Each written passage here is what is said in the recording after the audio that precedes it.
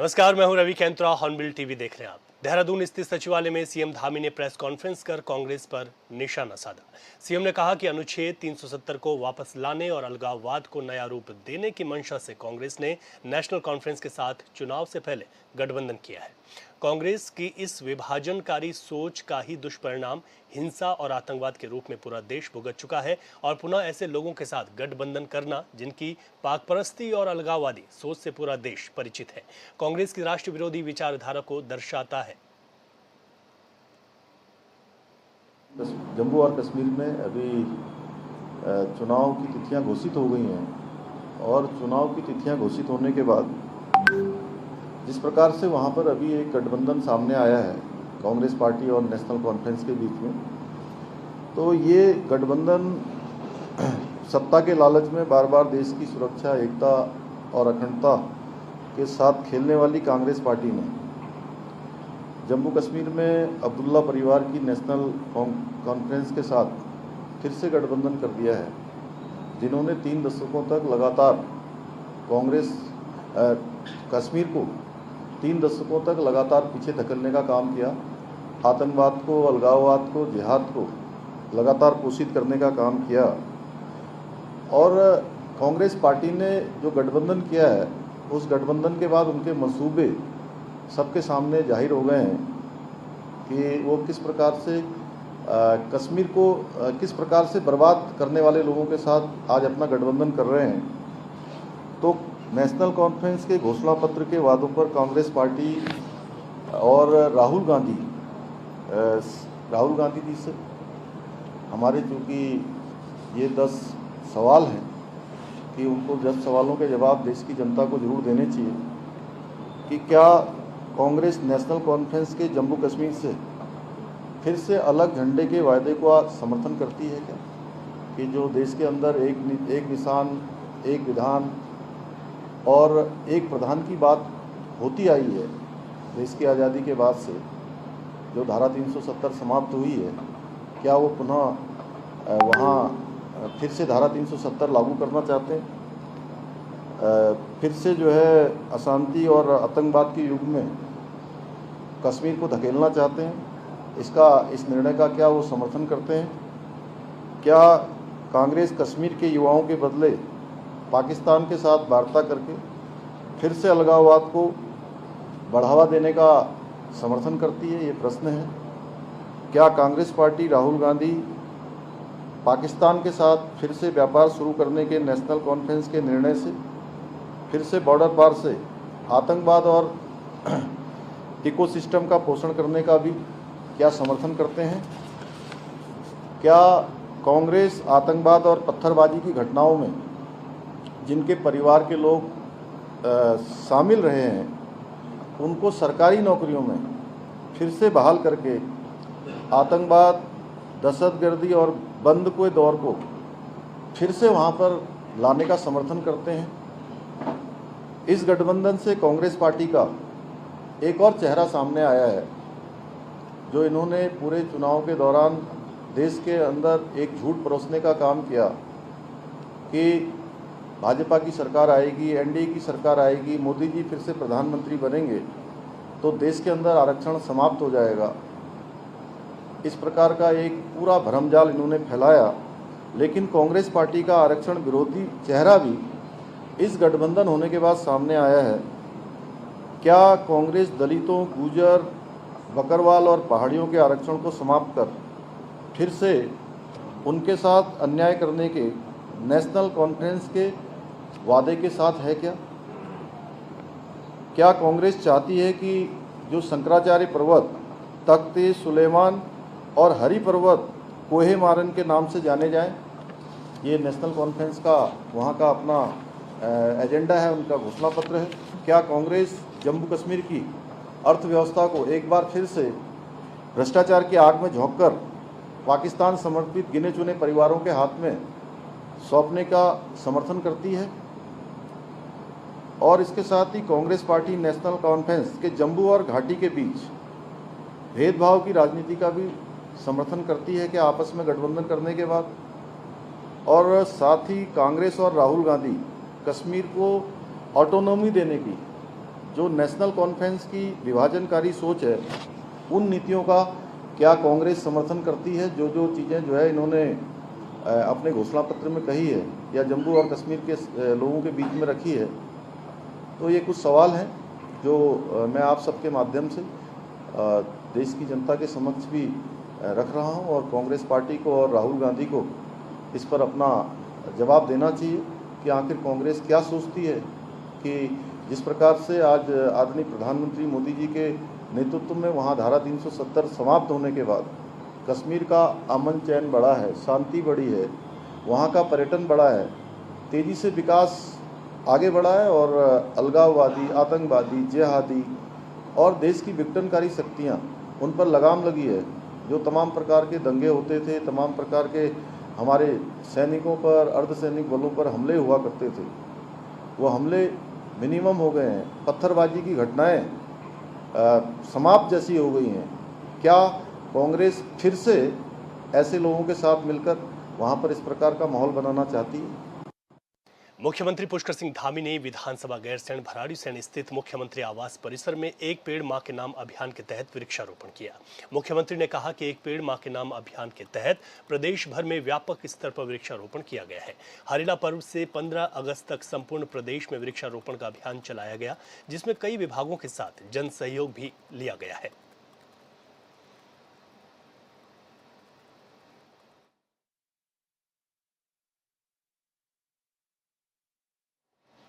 उत्तराखंड विधानसभा के मानसून सत्र के दौरान दंगा विरोधी और सार्वजनिक निजी संपत्ति क्षति वसूली अध्यादेश को सदन से पास किया जा चुका है। इस अध्यादेश को लेकर सीएम धामी ने बताया कि प्रदर्शन के दौरान सार्वजनिक निजी संपत्ति को क्षति पहुंचाई जाती है, जिसे रोकने के लिए ये अध्यादेश लाया गया है, जिससे कि दंगाइयों से ही क्षति की वसूली की जाएगी।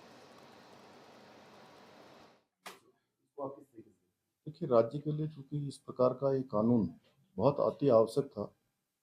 पिछले दिनों हल्द्वानी में 8 फरवरी को घटना हुई थी बनबुलपुरा क्षेत्र में, जहां पर प्रशासन के लोगों को, पुलिस के जवानों पर और विशेषकर महिला पुलिस पर और आप ही जैसे सभी पत्रकार भाइयों पर जो वहां पर कवरेज करने के लिए गए हुए थे, उन पर जानलेवा हमला हुआ, उपद्रव किया गया, तोड़फोड़ की गई और बड़ी एक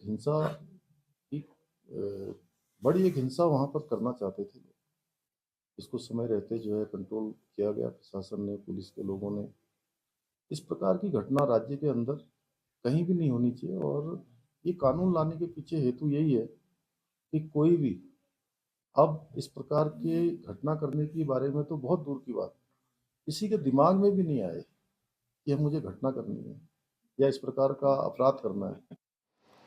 मानसून सत्र संपन्न होते ही सियासत ने एक नया मोड़ ले लिया। धारचूला से कांग्रेस विधायक हरीश धामी ने अपनी ही पार्टी पर बड़े आरोप लगाए। दरअसल मानसून सत्र के दौरान आपदा जैसे गंभीर मुद्दे को लेकर विपक्ष ने नियम 310 के तहत उस पर चर्चा की मांग की थी, लेकिन विधानसभा अध्यक्ष की तरफ से उसे नियम 58 में सुना गया और विपक्षी दल के 8 विधायकों को बोलने के लिए आधे घंटे का समय दिया गया था, जिसमें नेता प्रतिपक्ष के अलावा 2 विधायक ही बोल पाए, जिससे धारचूला विधायक हरीश धामी आक्रोशित हो गए और उन्होंने सदन से वॉकआउट कर दिया। इसके बाद बाहर आते ही हरीश धामी ने कहा कि उनके साथ छलावा किया गया। सत्ता पक्ष को तो छोड़िए, उनके दल के नेताओं ने ही उन्हें बोलने नहीं दिया। हरीश धामी ने यह भी कहा कि वो पार्टी फार्म पर इसकी बात को रखेंगे कि उनके दल में कुछ लोग पितृपक्ष की भूमिका में हैं और ऐसे लोगों को चिन्हित किया जाना जरूरी है। इस प्रकार भेदभाव पे कह रहा हूं, मीडिया के सामने कह रहा हूं, कहीं ना कहीं आज पहाड़ की आवाज को दबाने का काम किया गया। ये बर्दाश्त नहीं होगा। हम उत्तराखंड के पहाड़ के लोग हैं, निःशुल्क सीमा के प्रहरी कहलाते हैं हम। अगर हमारा बेटा या भाई सीमाओं में सैनिक के रूप में सेवा दे रहा है तो घर में रहने वाली मातृशक्ति या बुजुर्ग या वहां की बहनें निःशुल्क सीमा के प्रहरी के रूप में सीमाओं की रक्षा करते हैं। अगर हम लोगों के साथ इस प्रकार भेदभाव होगा तो निश्चित तौर पर आने वाले समय में नगर पंचायत और पंचायत में और 27 में इसका जो है खामियाजा भुगतना पड़ेगा। और कोई भी हो, अगर ऐसे लोगों को महत्व मिलता है जो अपने दूध नहीं जिता सकते हैं, ये दुर्भाग्य की बात है कि 3 बार के विधायक की सीनेटी खत्म कर दी गई और उसको एक 5 मिनट का समय नहीं दिया गया। बैठूंगा गर्मी में, मैं माननीय मुख्यमंत्री से निवेदन करूंगा कि आप भी पहाड़ के और एक सैनिक पुत्र हैं, आप आएंगे और हमारी पीड़ा समझेंगे। धन्यवाद। गैरसैंण में मानसून सत्र की कम अवधि पर विपक्ष की नाराजगी को लेकर मुख्यमंत्री पुष्कर सिंह धामी ने कहा कि आने वाले समय में गैरसैंण में होने वाले सत्रों की संख्या और अवधि को बढ़ाया जाएगा। साथ ही पत्रकारों और पुलिस के जवानों के रहने की व्यवस्था विधानसभा क्षेत्र के अंदर ही की जाएगी। वहीं सीएम धामी ने भवन निर्माण के कार्य को शुरू करने की घोषणा भी की है। अब राजधानी है ये, धीरे धीरे सब लोगों को यहाँ की आदत हो रही है, आप लोगों को भी हो गई होगी इस बार। जल्दी जाने का आपका भी मन नहीं कर रहा है, तो इसलिए मैं आप लोगों की भावना भी समझ रहा हूँ। और हम लोग जो है पहले यहाँ आते थे तो थोड़ा सा लगता था कि नई जगह आए हैं और सभी को ऐसा लगता था, लेकिन धीरे धीरे अब ये स्थान सबके लिए जाना पहचाना स्थान हो गया है। तो यहाँ पर थोड़ा और पूरे साल भर एक्टिविटी हो, सत्र भी थोड़ा बड़ा चले, उसके लिए हम प्रयास कर रहे हैं। यहाँ पर स्वास्थ्य की सेवाएं अच्छी हों, अस्पताल एक अच्छा अस्पताल यहाँ पर बनाने के लिए भी आज मैंने कहा है। और साथ में सबसे बड़ी समस्या आप ही लोगों की है। आप लोगों को किसी को काली मठ जाना पड़ रहा है, किसी को गैरसैंण जाना पड़ रहा है, किसी को कहीं जाना पड़ रहा है, आसपास कोई रुद्रप्रयाग से आ रहा है, कोई गोचर से आ रहा है। तो अब आप लोगों के लिए यहाँ पर एक बड़ा भवन, अच्छा भवन एक बनाने का मैंने घोषणा की थी। और एक घोषणा नहीं है, मैं तो हमारे महानिदेशक सूचना आयुक्त जी यहाँ पर बैठे हैं, सूचना आयुक्त महानिदेशक सूचना, तो आपको मैं अभी यहीं पर से अब तुरंत हमारे ये सत्र आज समाप्त हो गया है, सत्र के समाप्त होते ही इसकी कार्रवाई तत्काल प्रारंभ हो जाए।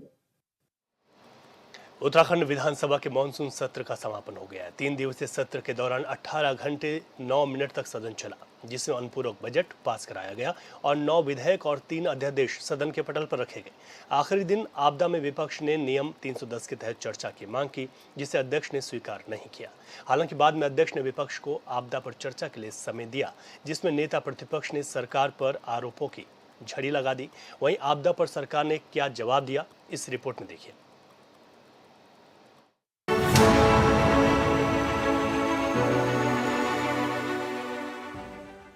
गैरसैंण में आयोजित विधानसभा का मानसून सत्र के आखिरी दिन विपक्ष ने सदन में आपदा पर चर्चा की मांग की, जिसके बाद सत्ता पक्ष और विपक्ष के बीच आपदा को लेकर चर्चा हुई।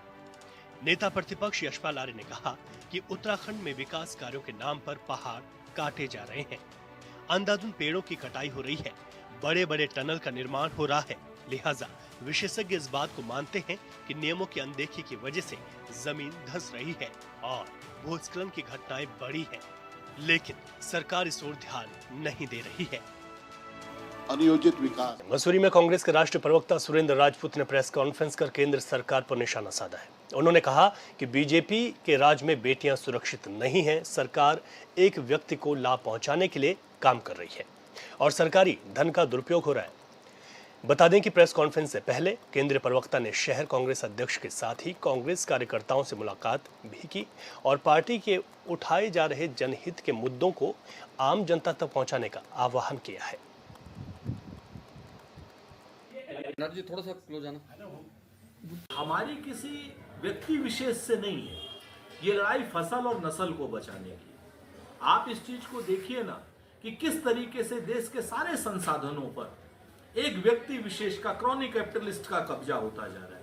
2014 में जो व्यक्ति 634वें नंबर पर था, वो आज की डेट में दुनिया के पहले नंबर पर है। हमें खुशी है इस बात की अगर वो पहले नंबर पर भी होता है, लेकिन अगर सरकार से सारे संसाधन उसी को मिल जाते हैं, एयरपोर्ट सारे उसी के, बंदरगाह सारे उसी के, 57% कार्गो उसी के बंदरगाहों से आ रहा हो, और जब वो जांच के घेरे में आए, उसके शेयर गिरे, तो भारत की सरकार से भी क्या नाम SBI और LIC के जरिए उसको बचा रही हो और उनके पास हमारी हार्ड अर्न मनी का पैसा लगा रही हो, तो निश्चित तौर पर हम सवाल करेंगे, हम पूछेंगे कि आखिर वो पैसा अगर डूबा तो उस पैसे का जिम्मेवार कौन होगा, क्योंकि वो हमारे और आपके बच्चों का पैसा।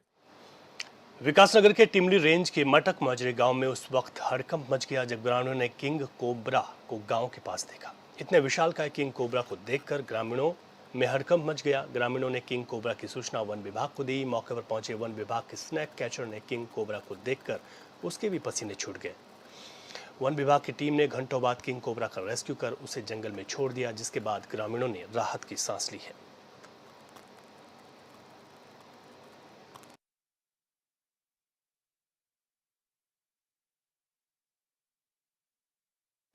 उत्तराखंड विधानसभा के मानसून सत्र का समापन हो गया है। 3 दिवसीय सत्र के दौरान 18 घंटे 9 मिनट तक ये सत्र चला, जिसमें अनुपूरक बजट पास कराया गया और 9 विधेयक और 3 अध्यादेश भी सदन के पटल पर रखे गए। आखिरी दिन आपदा में विपक्ष ने नियम 310 के तहत चर्चा की मांग की, जिसे अध्यक्ष ने स्वीकार नहीं किया। हालांकि बाद में अध्यक्ष ने विपक्ष को आपदा पर चर्चा के लिए समय दिया, जिसमें नेता प्रतिपक्ष ने सरकार पर आरोपों की झड़ी लगा दी। वहीं आपदा पर सरकार ने भी जवाब दिया है। इस रिपोर्ट में देखिए।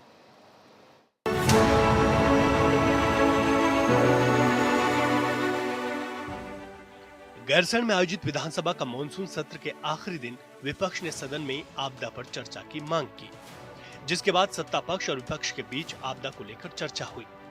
नेता प्रतिपक्ष यशपाल आर्य ने कहा कि उत्तराखंड में विकास कार्यों के नाम पर पहाड़ काटे जा रहे हैं, अंधाधुंध पेड़ों की कटाई हो रही है, बड़े बड़े टनल का निर्माण हो रहा है। लिहाजा विशेषज्ञ इस बात को मानते हैं कि नियमों की अनदेखी की वजह से जमीन धंस रही है और भूस्खलन की घटनाएं बढ़ी हैं, लेकिन सरकार इस ओर ध्यान नहीं दे रही है। अनियोजित विकास, अंधाधुंध पहाड़ों का कटान, ये वजह हो सकती है माननीय अध्यक्ष जी, और उसकी वजह से माननीय जोशीमठ जैसा शहर आज बर्बादी की कगार पर है। और आप ही ने कहा माननीय अध्यक्ष जी कि सरकार ने कहा, सार्वजनिक रूप से कहा कि हम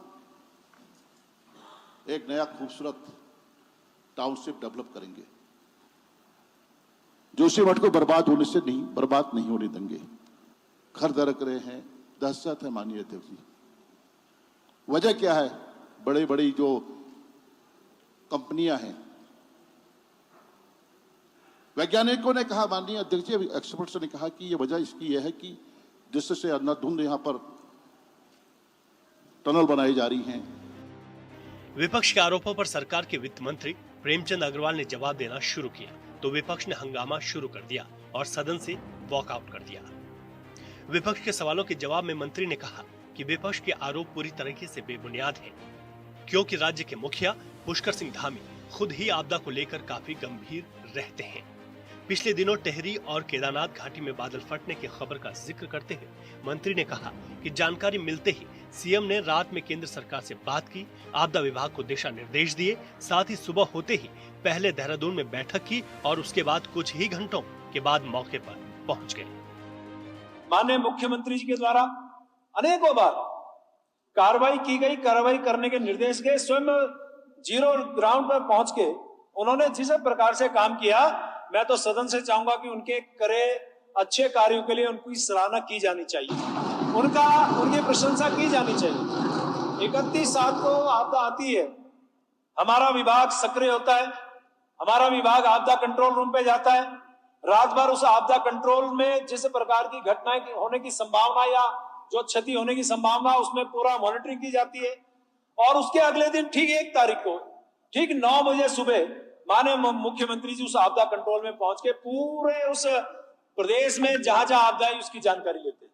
और उसके कुछ घंटों के बाद माननीय अध्यक्ष जी, कुछ घंटे के बाद वो जीरो ग्राउंड पर पहुंचने का प्रयास करते हैं। विपक्ष के सवालों पर जवाब देते हुए वित्त मंत्री ने कहा कि पहले और अब की तुलना की जाए तो फिर मुआवजे की राशि में काफी बढ़ोतरी हुई है। उन्होंने कहा कि विपक्ष आपदा पर भी राजनीति कर रहा है। मंत्री ने कहा कि सभी जिलों के लिए राज्य आपदा निधि की तरफ से अब तक 427.87 करोड़ की राशि स्वीकृत की गई है। आपदा प्रभावित परिवारों के बीच मुआवजे की राशि 21 करोड़ 87 लाख रुपए वितरित की गई है। राशि वितरण के लिए सभी जनपदों में खंडवार टीम बनाई गई है, जो सत्यापन कर प्रभावितों को राशि वितरित कर रही है। माननीय अध्यक्ष जी, समस्त जिलाधिकारियों विभागों की आपदा से बचाव राहत कार्य हेतु राज्य आपदा मोचन निधि SDRF से 386.87 करोड़, राज्य सेक्टर से राज्य आपदा न्यूनतम निधि SDMF रुपए 15 करोड़ तथा जो कार्य SDRF मदों में अनुमन्य नहीं है को संपादित कराए जाने तो राज्य स्तर के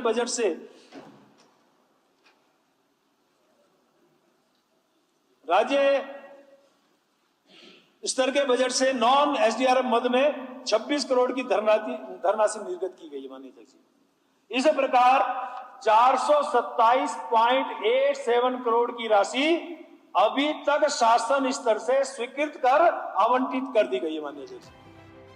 वित्त मंत्री ने कहा कि केंद्र सरकार से आपदा को लेकर बहुत मदद मिल रही है।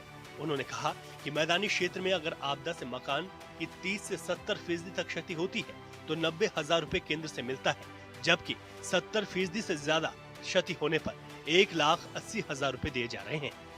ठीक उसी तरह पहाड़ों में अगर आपदा से 30 से 70% तक मकान की क्षति होती है तो 1 लाख और 70% से ज्यादा क्षति होने पर 2 लाख रुपए दिए जा रहे हैं। प्राथमिक विद्यालय 70% तक क्षति होने पर पहले 2 लाख रुपए दिए जाते थे, लेकिन बीजेपी की सरकार में अब 7.5 लाख रुपए और 70% से ज्यादा क्षति होने पर 15 लाख रुपए केंद्र की मदद मिल रही है। पहले मैदानी क्षेत्र का पक्का मकान, कच्चा मकान, अब उसमें पहले यदि क्षतिग्रस्त होता था तो 1,20,000 3 पार्ट में मिलता था, और आज हमारे केंद्र सरकार के मदद से जो गंभीर क्षति हुई है मकान के स्थिति में और मैदानी क्षेत्र में 30% से लेकर 70% में हमारे केंद्र सरकार ने उसे 90,000 रुपए देने का प्रावधान किया। 90,000 रुपए, और 70% से अधिक के लिए 1,80,000 रुपए देने का प्रावधान किया, जिसकी आप बात कर रहे थे कि मानक बहुत कम है, वो मानक बढ़ गया, सुनना तो नहीं चाहते। मंत्री ने बताया कि माध्यमिक विद्यालय में 70% तक क्षति का 12 लाख और 70% से ज्यादा क्षति पर 25 लाख रुपए मिलते हैं। मैदानी क्षेत्र के स्वास्थ्य उपकेंद्र को पहले 2 लाख और अब 70% क्षति पर 9 लाख रुपए और 70% से ज्यादा क्षति होने पर 18,40,000 रुपए मिल रहे हैं। पहाड़ी क्षेत्र में स्वास्थ्य उपकेंद्र 70% तक क्षति होने पर 7,51,000 और 70% से ज्यादा क्षति होने पर 15,81,000 रुपए मिलते हैं। ठीक उसी तरह मैदानी इलाके के प्राथमिक स्वास्थ्य केंद्रों में अगर 70% तक क्षति होती है तो 21 लाख और 70% से ज्यादा पर 42 लाख रुपए मिलते हैं। पहाड़ी क्षेत्र के प्राथमिक स्वास्थ्य केंद्र में 70% क्षति पर 24,72,000 और उससे ज्यादा नुकसान पर 50 लाख की राशि दी जाती है। मैदानी इलाकों के सामुदायिक स्वास्थ्य केंद्र में 70% नुकसान पर 79 लाख रुपए और 70% से ज्यादा नुकसान होने पर 1,58,00,000 रुपए मिलते हैं। पहले माध्यमिक विद्यालय सम्मिलित नहीं था, लेकिन अब यदि क्षतिग्रस्त हो 30% से 70% तो 12 लाख रुपए मिलेंगे, और 70% से अधिक 25 लाख रुपए हमारी केंद्र सरकार हमारी मदद करेगी। कितना बड़ा प्रावधान। इसके साथ साथ जो स्वास्थ्य के क्षेत्र में जाएं, उपकेंद्र जो है मैदानी क्षेत्र में पहले मात्र 2 लाख रुपए देने का प्रावधान माननीय अध्यक्ष, और अब 9,20,000 रुपए 30% से 70% के बीच में, और 70% के अधिक में 18,40,000 रुपए। उसी प्रकार उपकेंद्र पहाड़ी क्षेत्र में, इसमें थोड़ा राशि का कुछ भिन्नता है, लेकिन मैं फिर भी बताना चाह रहा हूं, पहले तो कुछ मिलता ही नहीं था, अब हम दे रहे हैं 7,91,91,00,000 और 15,81,000। वित्त मंत्री ने बताया कि पहले मैदानी इलाकों की सड़कों के लिए 1 लाख प्रति किलोमीटर के हिसाब से पैसे मिलते थे, लेकिन अब 32 लाख रुपए और 70% से ज्यादा नुकसान पर 64 लाख रुपए प्रति किलोमीटर से मिलते हैं। पहाड़ी क्षेत्रों की सड़कें अगर 70% तक बर्बाद होती हैं, तो फिर 80 लाख और उससे ज्यादा 1,60,00,000 रुपए मिलते हैं। कुल मिलाकर मंत्री ने कहा कि पहले सड़क, स्कूल, स्वास्थ्य केंद्र को नुकसान पहुंचता था तो केंद्र से कम पैसे मिलते थे, और अब उसे बढ़ा दिया गया है। उन्होंने कहा कि लगता है विपक्ष 2013 की आपदा को भूल गया है। पहले सामान्य क्षेत्र में 1 लाख रुपया प्रति किलोमीटर की दर से हमें पैसा मिलता था, और अब कितना दे रहे हैं? मैदानी क्षेत्र में वही 30% से 70% पे 32 लाख रुपया प्रति किलोमीटर, और 70% से ज्यादा 64 लाख रुपए प्रति किलोमीटर। शहजाद जी ताली बजा दो, आप भी, बहुत बड़ा काम हो रहा है। मैदानी क्षेत्र में पहले जहां कुछ नहीं देते थे, जो हमारी जो जिला की सड़कें होती थी, अब 26,75,000 रुपए, 54,50,000 रुपए। पहाड़ी क्षेत्र में 80 लाख रुपए, और जो हमारी 70% से ज्यादा, पहाड़ के क्षेत्र हमारे बहुत सारे यहाँ विधायकगण हैं, 70% से ज्यादा के लिए हमारी केंद्र सरकार 160 लाख रुपया 160 लाख रुपया प्रति किलोमीटर देने का काम कर रही है। सवाल केंद्र से मिलने वाली राशि को लेकर नहीं है। मौजूदा वक्त में सवाल ये है कि लगातार पहाड़ क्यों दरक रहे हैं। सवाल ये है कि क्या इसके पीछे की वजह प्रकृति को नुकसान पहुंचाकर विकास कार्य है। सवाल ये उठ रहा है कि क्या बड़े बड़े टनल के निर्माण की वजह से मकानों में दरारें पड़ रही हैं। ऐसे कई और सवाल हैं जिसे हम और आप दरकिनार कर रहे हैं। जरूरत है सत्ता पक्ष हो या फिर विपक्ष, सभी को ध्यान देने की, नहीं तो पहाड़ दरकने का सिलसिला लगातार जारी रहेगा। लोगों की जान यूं ही जाती रहेगी। Bureau report, hornbill TV.